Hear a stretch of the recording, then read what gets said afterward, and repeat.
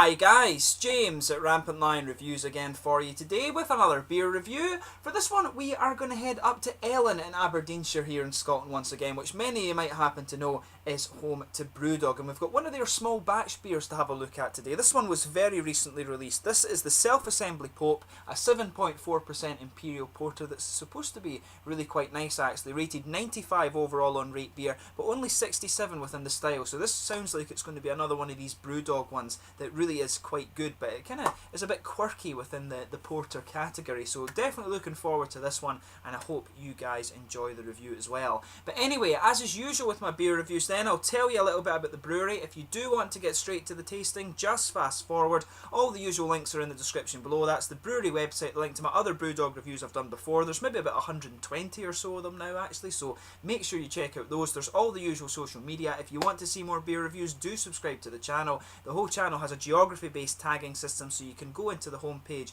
and search for beer based on country, city or state, whatever you're interested in. Do check out the playlists of the beers from different countries, as well as the whiskey, sake reviews and interviews and other things that are on the channel. And as always, please do get in touch and let me know some of the other beers and breweries you guys would like to see me review. Always interesting to hear from you guys, and your support of the channel is hugely appreciated. So anyway, to tell you a little bit about Brewdog quickly then, we've done many of these reviews before, like I said. So Brewdog is the love child of two guys, James Watt and Martin Dickey, and they were founded back in 2007. Their first brewery, of course, was a very small one in the Keswick Industrial Estate in Fraserburgh in the very northeast of Scotland, right on the tip of the monster's nose, as I always like to say. But more recently they moved their main brewing operations to their very shiny, new and purpose-built facility in Ellon, which is a bit closer to the city of Aberdeen, where I used to study chemistry. But these guys are known for being a very experimental craft brewery. They were particularly known at one point for their strong beers. They had the title of World's Strongest Beer on 3 separate occasions, but these guys are largely inspired by the American craft brewing renaissance. Things like some of the West Coast beers over in America. They often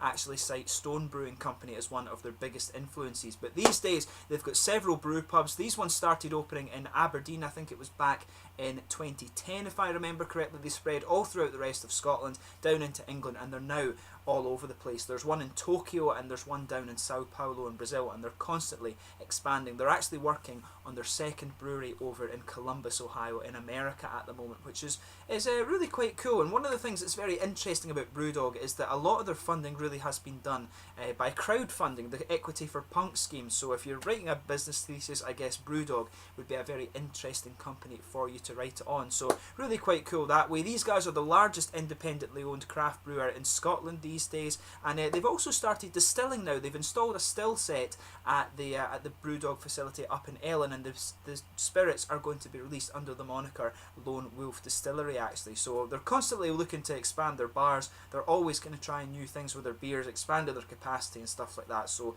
Brewdog is quite an interesting and quite pioneering company in that regard. So yeah, really cool to return to these guys. I don't get to review their beers right as they come out living in Sweden these days, but always cool to review some of their things when I get the chance, and I'm definitely looking forward to this one. So just to tell you a little bit about this beer itself, it's a 7.4% Imperial Porter. It's hot with galena, and it has coconuts, cacao and vanilla beans added to the brew. It said on the description on the website that it had quite a complex malt base, although it didn't say what malts were actually used in it, which is unusual for Brewdog. Normally they publish all of these things, and one of the other strange things about this beer actually is that it doesn't have a blurb on the can. So I'll just let you have a little look at the artwork of this one quickly. It's actually really quite nicely done, but as you can see, there's no blurb on this one. There you can see the devil, I think, or some kind of devil dragon there just chilling, but I have to admit, I do like this kind of almost Asian or hieroglyphic, sort of a combination between Asian and hieroglyphic style of artwork on this one. The only commercial description that I could find of this one was a very short one on the website, so just to read that for you quickly, it says, a porter of papal proportions, Self-Assembly Pope combines a trinity of awesome special ingredients with a complex malt bill in our latest small batch beer enrobed in exclusive artwork. Myriad hedonistic aromas of cocoa powder, vanilla beans, coconut and bitter chocolate with hints of roasty black coffee and dark fruit, followed by a smooth velvety mouthfeel and a rich bittersweet finish. So it sounds quite interesting, but like I say, my one complaint about this actually, just so far, would be that it doesn't have the blurb, because I always like reading the crazy things that Brewdog like to put on their beers. But yeah, it should be quite nice. As I say, 7.4% porter, hopped with galena, which is quite a nice American hop actually, but we'll get it out and into the glass and see how we get on. So yeah, thank you to my friend Grant, of course, for picking this one up to me. He's my sort of Brewdog mule, if you like. He absolutely loves the Brewdog beers, and he always picks them up for me as they're released. So he's the reason I'm usually able to keep up with the things that Brewdog are doing when I actually get home. So a big thank you to him for this beer once again. So yeah, as you can see with this one, and as you'd expect from a porter, it's poured a really nice dark ebony rosewood colour. You can see there's a solid finger of a very frothy kind of beigey tan head on this one. You can see there's a bit of a ruby tint to the edge of this one. It would be quite clear, but just simply because of the colour you can't see through this beer at all, but it looks very, very nice, exactly as you would expect from a porter, and 7.4%. I'm actually not sure where the border between a porter and an Imperial porter is. I thought 7.4% would be a little bit low for an Imperial porter actually, but I may well be wrong on that. Most beers, and most English style beers like the porter is of course, tend to be around the kind of 5% mark. But yeah, it looks very nice. Let's have a smell and see how we get on with this one then. Oh yeah, that's a very, very sweet beer, this one. The sweetness in this is really nice. The coconut really is what's coming to the fore on the aroma of this beer. So obviously you've got a nice bit of sweet chocolate in there. The coconut and the vanilla really are coming out. That's just a really quite lovely combination of aromas in this one. The aroma of this is really, really nice. It's more sweet than anything. There's a little bit of kind of roasted character, just a little bit of that kind of black malty or slightly coffee-ish aroma under there. The roasted character in this one though is very smooth, but like I say, you could probably mistake this beer if you were trying it for a sweet stout actually. You could just mistake the aroma for being that of a sweet stout, but a very, very lovely aroma on this one actually. Maybe one of the best Brewdog aromas I've come across actually. And this is one of the things, Brewdog often say their signature style is the IPA, but some of the best beers I've had from Brewdog have been the darker ones. The Dogma, of course, was one of my favourites. Cocoa Psycho as well, and I loved Riptide. Those are probably my kind of three go-to beers, if you like, from Brewdog. I'd probably be more inclined to drink those than I would Punk IPA or Hardcore or anything like that, actually, if I'm honest. But this one does smell really nice. Like I say, a little bit of kind of roasted coffee in the background of this, maybe a little bit of earthy hop as well. You can smell a little bit of the Galena. You can actually get some red fruity character off this one. If I remember rightly, Galena can give you a sort of berry-ish character when it's used in dark beer. You can smell a little bit of like blackberry or something like that coming out this beer. You can get this slightly candied fruit ester, maybe a little bit of figs or raisins or something like that. You can get that just on the kind of back of your nose once your nose really adjusts to this beer. But like I say, the aroma is dominated by the sweetness, the coconut, the kind of vanilla beans or vanilla pods that they've put in this one, and also the sweet chocolate. Not a lot of dark chocolate character to this one actually, but a really quite lovely aroma. So the main point of this, just take a little bit of time and enjoy the aroma of this beer before you get stuck in. But we're going to try this one now. So this one is the Self-Assembly Pope from Brewdog here in Scotland, up in Ellon in Aberdeenshire. Slàinte.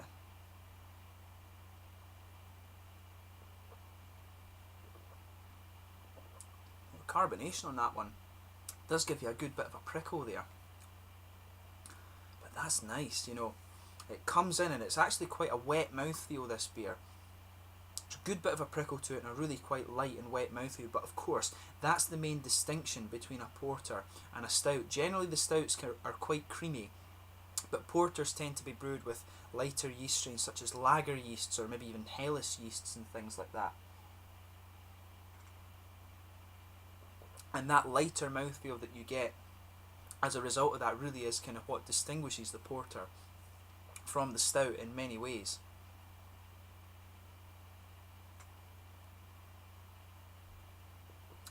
But as I always say, with these darker beers, sugar it around your palate and just let the whole mouth adjust so you can get an idea of what's going on in this one.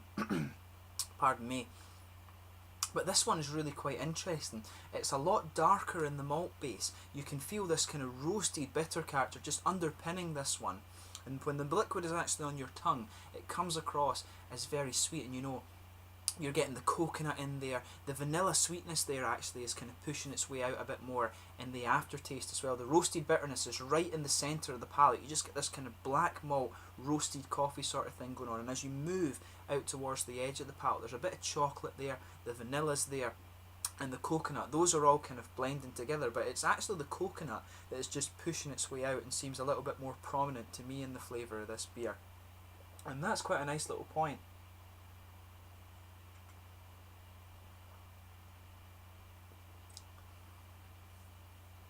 This is nice, you know, it's really quite light in the mouthfeel as well, actually. But it's really quite drinkable, you know, 7.4%. You'd drink this one, and you probably wouldn't know it was that high in alcohol. You could consider this to be almost a sessionable porter. Now, I would never session a dark beer. That's just me. Some people I know will actually do that with things like Dunkels, and I've seen in Germany people can session Rauch beers and things like that. But for me, dark beers like this, you know, it's sort of something that you try for the novelty of it. It's like a dessert beer or a finishing beer sort of thing, but it's really nice, this.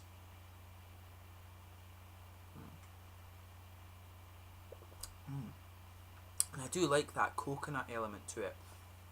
It really is quite nice. On the hoppy side of this beer, in the back corners of the palate, I'm getting a little bit of earthiness. It's actually a bit bitter in the back corners of the palate, but as you come further forward, it does smooth out a little bit. You can pick up a little bit of the almost kind of slightly floral, and it's maybe even just a little bit herbal on the side of your palate as well. But as you go round the front curve of the palate, it really is quite light and almost just a little bit grassy, of course. Those are the kind of properties that you would expect of the Galena hop.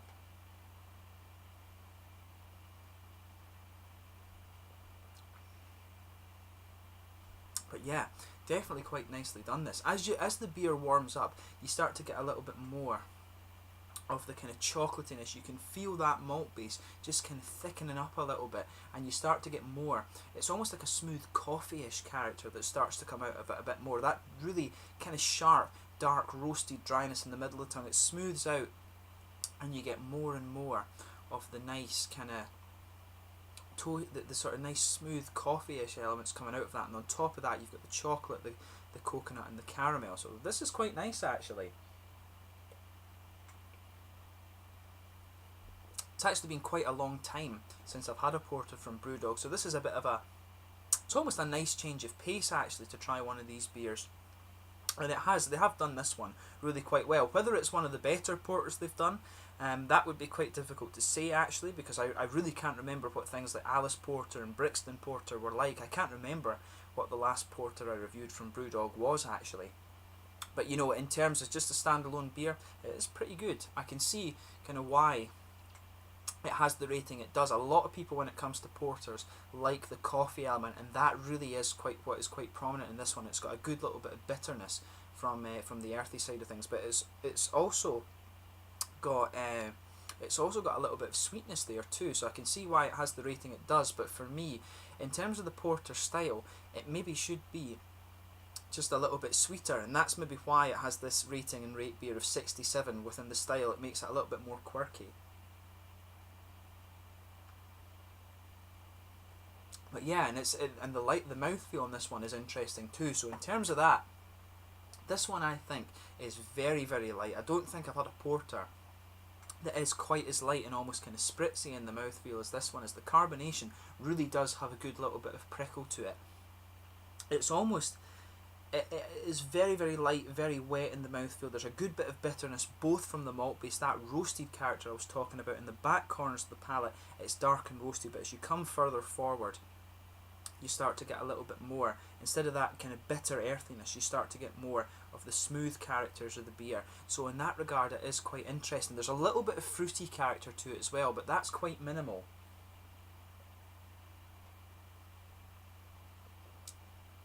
Yeah, if you just pay attention to the little oily bubble that you'll get behind the very front curve of your tongue, you can pick out just a little bit of an almost blackberry character coming out of this beer. It might be a little bit figgy, but I think it's more of a kind of blackberry or blackcurrant sort of thing that is coming out of this one. You can just pick up a little bit of that, and that lingers a wee bit as you go into the aftertaste, but really the aftertaste is dominated by the earthy bitterness and a little bit of that toasted bitterness in the middle of your palate, and some of the smoother coffee elements that start to come out in this one a wee bit later on. But overall, as a standalone beer, it really is quite nice. You know, this would go well with, for example, you know, some vanilla ice cream with chocolate sauce. It's a dessert beer, it's a taster beer, it's not really a session beer, although like I said, the mouthfeel is that light that you probably could session one or two of these, or maybe even two or three of them if you wanted to. So if you want a nice sessionable light porter, this is something that you should go for. If you like the Bounty chocolate bar, actually, this is probably a beer that you're going to enjoy as well. It does remind me,